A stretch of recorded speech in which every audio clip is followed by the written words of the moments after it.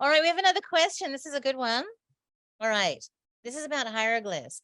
This is from Allah. Oh, that's a good one. Are hieroglyphs made by humans, or are they downloads taught to us? Who wants to do that? Jafar. Take it away. I think the downloads come in whatever language or mode of expression that's of sort that the person would be upon, whether there was a written language of that culture or not. There's supposed to be a script that's millions of years older than anything previous up in, I forget where in the Hindu Kush Himalayan that they've found in recent years. But they, it looks symbolic. That's all I remember. But I get stuff in some like weird little language sometimes, but I mean the really profound stuff that you come across, the language was there before. It's just sometimes it's cemented, like Homer and stuff, right?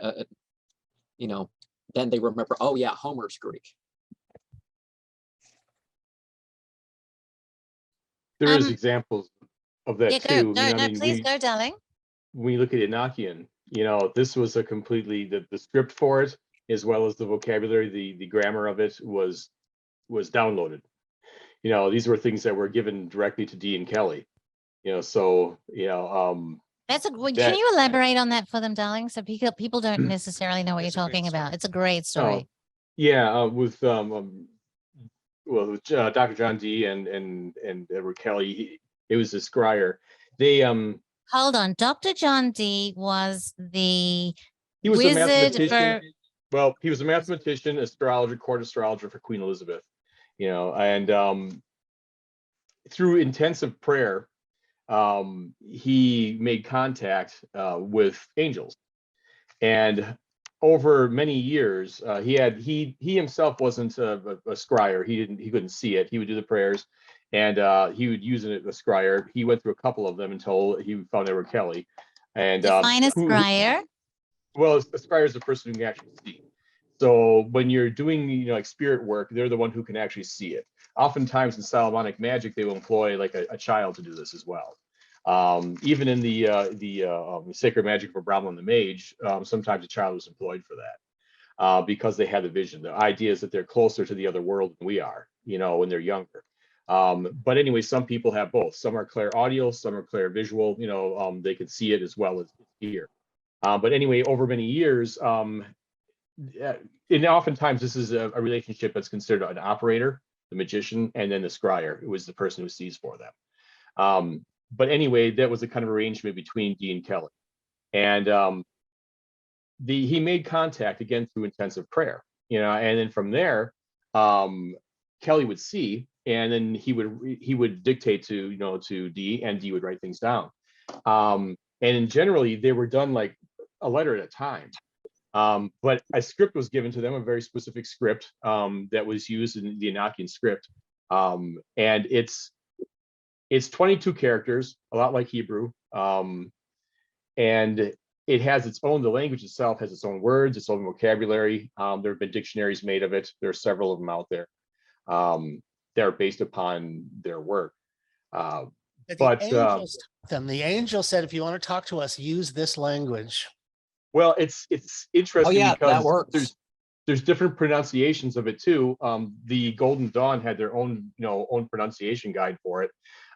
If you ever used it, if you use it at all, if you do it phonetically, it works. Yeah, it does. You'll get vision. It'll, it's in fact, it was so effective that at one point while Kelly was dictating to Dee, all of a sudden he said like several little men showed up in the room with him, and like little men with kind of like bowl haircuts, he said, and they're like, what do you want? And wow. And he said, I didn't call you. And he says, yes, you did. I said, no, I didn't. Yes, you did. You spoke the words. Hellraiser should have been. And they were elementals. Basically, they got angry and started attacking him. And Kelly had bites on his body, from where they bit him and were punching him and hitting him. And eventually they got them to leave. But so they became so afraid of the language at that point that they would try to write it backwards, so that they wouldn't actually invoke. So it's actually a language that's considered to be, if you speak it, it has an effect on reality. And when the Enochian, angels come, if you're doing something with the element, because it's a difficult system. It becomes it's probably more than we can talk about here, but there's two different methods for it. Either you're scrying the Aethers, which is more or less like climbing up the ladder. If you want to use the Kabbalah for this, for the tree of life, it's basically like you're walking up the tree or trying to get closer to God. If you're using the tablets, you're working with the elemental world, with the phenomenal universe. And in there you have, with the 4 tablets or the watchtowers of the universe, these are, how you say, the raw material of existence. And inside of them, there are 4, towers and a cross in the middle. You can look at these as representing air, fire, earth, and water. And the central cross, the great cross that combines them represents spirit. There's a lot you can do with combining the letters from the cross of spirit with the tablets, but each tablet itself too is cut into 4 pieces. There's 4 different cavalry crosses. So if you have the fire tablet has, sub angles in that, like a fire of air, fire of earth, fire of water. Each of the tablets are broken up that way. You could also see the same thing in the Hindu tattvas. Tattvas, there are the 4 main tattvas, or actually there's 5. There's the 5th one, the egg is spirit. So there's spirit and air, earth, fire, and water. And of course, there's all the sub-tattvas too, that are combinations of these things. This is what the universe is made of. By doing this is phenomenal magic. This is the kind of stuff where you actually want to cause change in the world. The etheric magic is done, through or for actual visionary magic. Lon Duquette writes an awful lot about that too. And the tattvas, I love, darling. I mean, the tattvas, just to give people an idea of what John's talking about, is the tattvas are like the sound created the ear. It's like the force. It's the netters, right? The netters. It's almost the impetus behind the creation, right? And so it's such this huge idea. We've got everything so backwards. We think about the ear and the ear hears, but it's not. The ear was created because of the sound, and the tattvas breaks down the whole grid of manifestation. Well, they're also considered the solar consciousness, devolving from consciousness, so that in the materialist paradigm, consciousness is this byproduct of materiality. It's this thing that happens in your brain. But in the other model, it's literally the inverse, that consciousness is the only thing and that everything devolves from consciousness. Yes. And so hieroglyphs, this is a really crucial question that was asked. And one of the most important things I think about magical Egypt, the reason why we bring up Ian McGilchrist so much, is hieroglyphs are this remarkable technology that works the way your brain works. You don't have to do that digital to analog conversion like you do with language, where you have to convert this linear, cumbersome language. Symbols work the way your brain works. And they're so powerful. And why would symbols that you didn't know about appear in their shamanic experiences? Like, symbols seem to be living things, living archetypes on a different register that cast meaning down. Their shadow is meaning in the physical realm.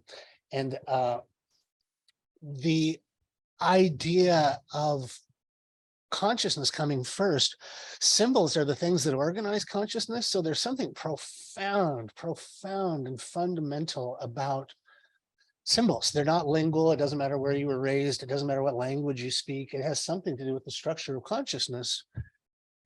And it would work the way it is if it were actually the symbols that produced the organization of consciousness, that symbols are this fundamental godlike structure.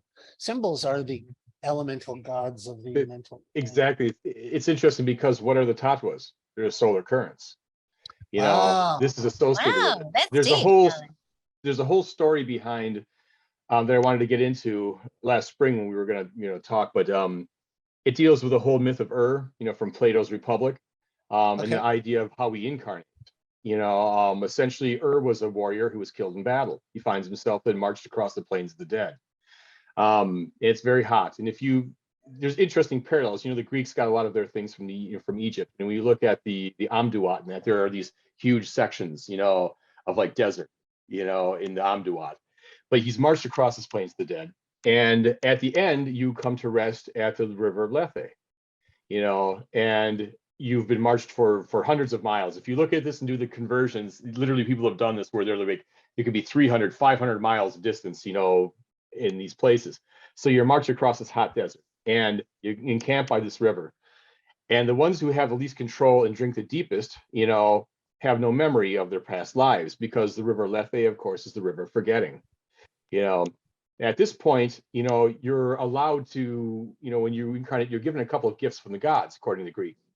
Number one, you are given the choice to change or to choose your next incarnation, and the other one is the daemon, that incarnates with you. It is the voice in the ear that the Greeks would always talk about, and this is associated, like, with the holy daemon or the holy guardian angel.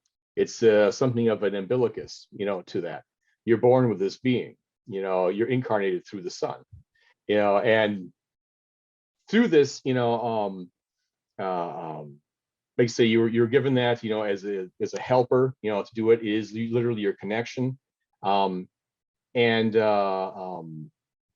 But just to see this, parallel also in Hindu as being a solar, a solar The association. Greeks Very called it, interesting. you were a son of Apollo. That association with the solar, and even in Egypt, the sun rises between the Akhet. If you think of your Yeah. hemispheres as the Akhet, like the pylon, is two rhomboidal structures with a bridging architecture that is that classic door. And it's the way your brain is. Your brain is two hemispheres with the corpus callosum bridging the two. But the Akhet, the sun rising between the two hemispheres, is the rising of Kundalini over the top. And so all of Egypt is this giant metaphor to the sun rising over the Akhet. And really, in the direct translation, it's a Kundalini Kundalini schematic. Like Angkor Wat is a giant Kundalini schematic. Angkor Wat. Well, this is why we want to take you all to Well, Angkor Wat. this is interesting too. It's what caught my eye when I was looking at the Amduat and listening to John Anthony West in the first series. I think it was the 4th episode, where he's going at, the 8th hour, and here you have 4 different rams, 4 different headdresses, and these are different states of matter. Underneath there is the symbol for cloth, and West was talking about the warp and the weft. The weaving, You yeah. know, Right. And this is the interesting part, because that's what caught me in this idea of, the myth of and the solar currents and the tattvas, is the fact that this is what weaves reality together, the 4 different states of matter. Well, So here's you're something that'll literally blow your mind. incarnated with that. Give me a second. That would also tie into Kabbalah as well as Freemasonry and the Tetragrammaton, which make up the four syllables, yes. which are the true name of God. Which in Freemasonry, when that's conveyed, it's not actually conveyed front to back, the proper way. It's conveyed backwards, and the only time it's ever conveyed the proper way is when there is overpowering sound, so that the sound cannot actually be heard because of that potential for incantation. Although the words themselves are demonstrated, and only that it's ever actually spoken is in part, never complete. Yeah, it's the Yod He Vav He, which are associated again with air, fire, earth, and water. Yeah, again, it's the same thing. It's an iteration of the same thing. It's elemental. It's what creates the world. It's tetragrammaton that constantly recombines. As it goes from Kether down through the tree. Everything just bifurcates. Moving away from God is a multiplication process. Moving toward God is a subtraction. You are lessening. You are actually uniting. That's the whole concept of God is love. Is that love unites? Love takes 2 things and makes them one. And it's a phrase, solve et coagula. Solve is break apart, and then coagulum is and it's really the chart of your life. You start, your cell division, 1 becomes 2, 2 becomes 4, 4 becomes 8. And and then at the end, you focus back into probably like the universe. After the big expansion is the big contraction, and you end up at a single point again. Yeah, there was an interesting part one too. Quick thing. I'm so sorry. One quick thing. Oh, I think Denise answered this. Somebody was asking about what that word was. It's tattvas, Tattvas. If you're looking that up at home. Okay, I'm sorry, John, or whoever's talking. Yeah, no. Just to consider that too. This is the problem too with Egypt and with the symbols. The symbols themselves, the hieroglyphs as you're talking, are meant to be intuitive. So when you see multiple things, they build complexity, as you see, a scene that's representative of multiple hieroglyphs, it creates a complex concept, but in and of themselves, the individuals are pretty intuitive. But inside that, there's a lot of, when we look at Egyptian temples, it reminds me of like William Fick's novel, Star Maps, or his book Star Maps from the early 70s. He talked about a British geologist. Now I can't remember the name. My books are packed away right now since we moved. But it was a woman who said that the Temple of Karnak was a horizontal telescope, and it most certainly is. At certain times of year, light shines through it from, and will illuminate things, just like at Abu Simbel, where the light shines in one time of one day of the year, probably the coronation day of Ramses the Great, and it illuminates the gods and Ramses and in turn, and it's that one day. Yeah. Yep. They most certainly used it, but the same person thought that the rest of everything else in Karnak was just decoration, like a 19th century opera glass, that's meant for viewing through, but the rest of it's just again, pretty pictures, so you can see one thing in there and completely miss the rest of it. So as we see things like the symbol for warp and weft, it's like this weaving, it most certainly is. But there's also an association as you look at like brain anatomy and look at cross sections of the brain. There's also something behind the olfactory, channels, too, that are a lot like that inverted long Y, of the warp and the weft. Yeah. So this is another possibility, or it has another connotation to it. So they covered a lot. That's the thing, is that there's at the same time of being, hieroglyphs being intuitive, they're also incredibly dense, and then once you understand the grammar of it, then it starts to, to put things together. It starts to explain the inexplicable or the unspeakable, so. I want to go to Schwaller de Lubitsch in his major tome, The Temple in Man, which is a 2-book, huge volume.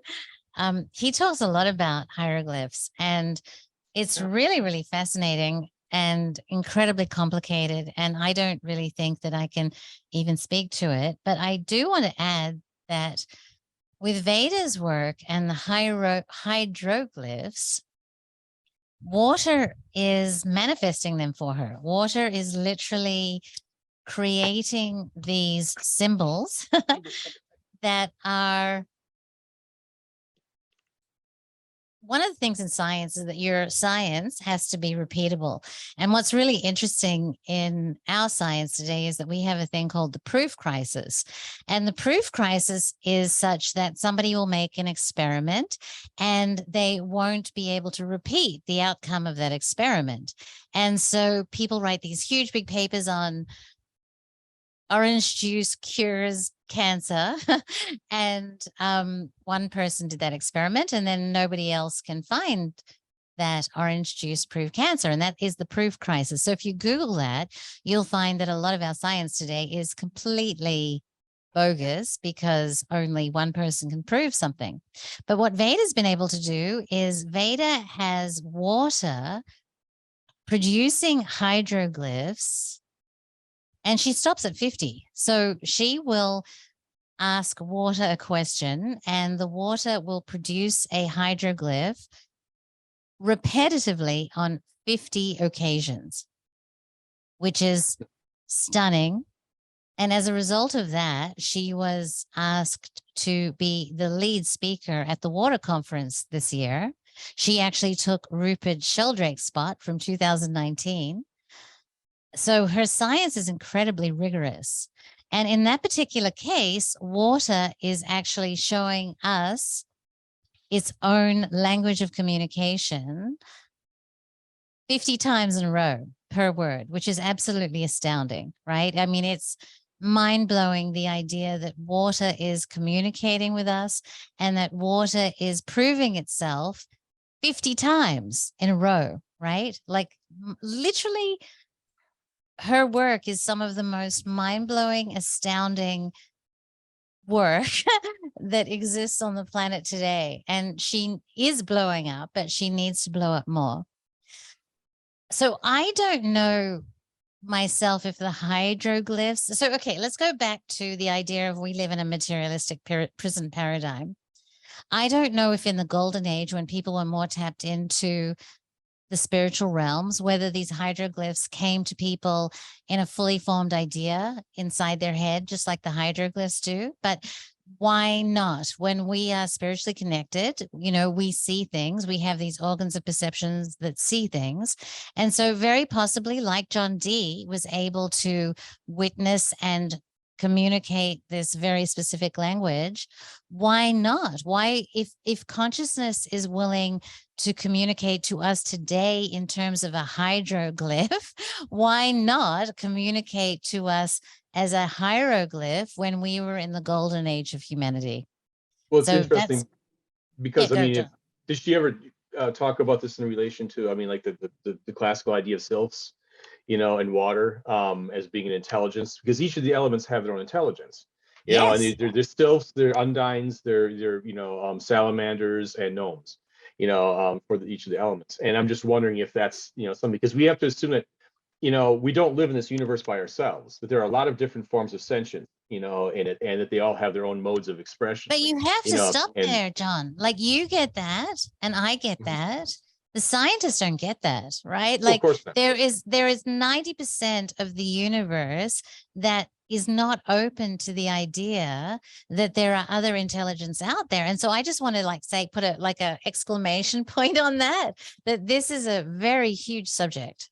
This is, yeah, and this is an interesting one, right? Because in so many cases, people have tried to impress the scientific world or come to an understanding with it, and that's a problem. Like Graham Hancock made a good point recently. He was on, Rogan podcast, and he talked about, scientists are looking for us in the past. They're looking for our technologies. They're looking for what we do. And mind you, most of our technologies are based upon certain things like economic factors. There's a reason why, Edison became incredibly wealthy and famous, and Tesla, became more and more impoverished, because when his benefactor, found out that he's creating energy that, for free, he's like, oh, hell no. I have 100 different industries and this doesn't do shit for any of them. Whereas Edison's like, hey, we can put it through a wire, we can charge for this. And he's like, he became the golden child. So there's something that really definitely taints our idea of the universe and of our technologies. They are not the epitome. Not only that, at the time when Hancock was on, but Carlson was on with him. I forget his first name. Randolph Carlson, right? Randall Carlson. And he's talking about someone who apparently had come up with a lot of these different technologies, ancient technologies that are based upon their geometry. They have new moving parts, but they create, like, they'll generate power simply because of their geometric, formation. Wow. And so supposedly this group that's developing this stuff is going to release it as open source, to the world, like within months. And he wanted to come back on and talk about this, so I kind of wanted to see it. But it's true that, there's a reason why we don't see, certain things. We've really been blinded by, certain parameters in our life. And we were going to talk before, about saying that there's definitely something there's a impulse to enslave humanity and to keep it under thumb and to keep us marching to a certain beat. A lot of these technologies, these things we've seen in the past, were different. And don't get me wrong, I'm not saying that places like Egypt were egalitarian. It wasn't a paradise for everybody. The pharaonic science was just Look, here's the thing, John. We don't know that. We don't know. Right. Yeah, but just saying know. that what we know from the history books from other cultures, granted, History is going books to be are crap. History is a story, right? History is literally a story. And most of the books about ancient Egypt were written in the Victorian era, where there was like a huge caste system. I'm not talking about those. I'm talking about, ancient Greek, tales of it in that too. And I'm not saying 100% right. I'm simply saying that there was most certainly a hierarchy, and I'm not saying that people were unhappy about it. I don't believe the Judeo-Christian idea that this was a land where slaves built the pyramids, and that, yeah. I think that's absolutely junk. Yeah, I agree with you. I'm not arguing with that at all. I'm kind of losing my point to that now. Sorry, darling. Yeah, you have to be confrontational. I'm just trying to make a point of saying that there was something, definitely there that I still don't think that everyone, just like today, you can have these great ideas. You can have, we live in an information glut.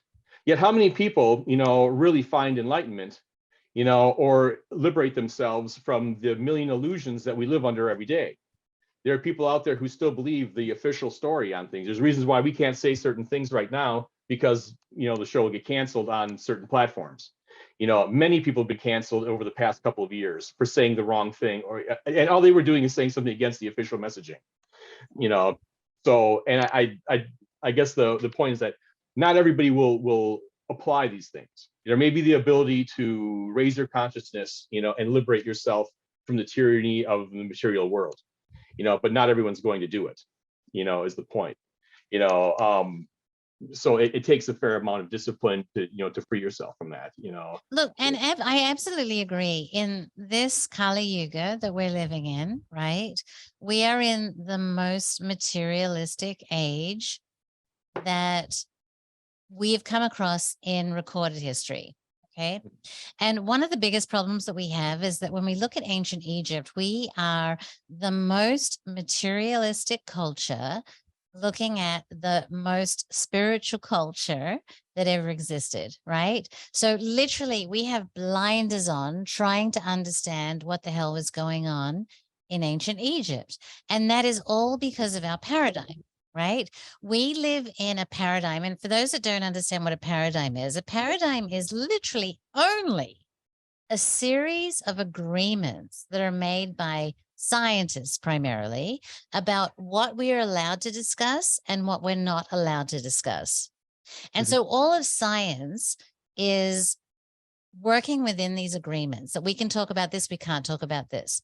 And one of the ways that this whole paradigm idea has come up recently, and I would love to discuss this with everybody, is the Graham Hancock documentary.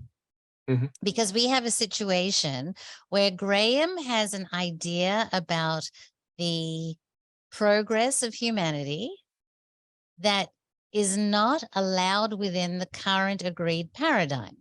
And so what happens with the paradigm is that people get very, very aggressive and they want to defend it because all of their books that they're making money on sits within this paradigm. And here comes Graham and he says, your paradigm is shit.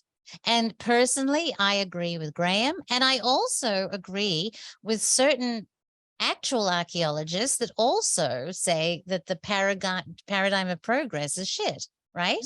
So the stuff that we're talking about today predominantly doesn't agree with the pervading paradigm of the day, right? And so all of the hieroglyphs and the consciousness and all of these things are just so way outside of them that the existing paradigm has to get up there and fight with blades, right? And say, no, this disrupts everything that we've ever done. We don't want to have anything to do with it.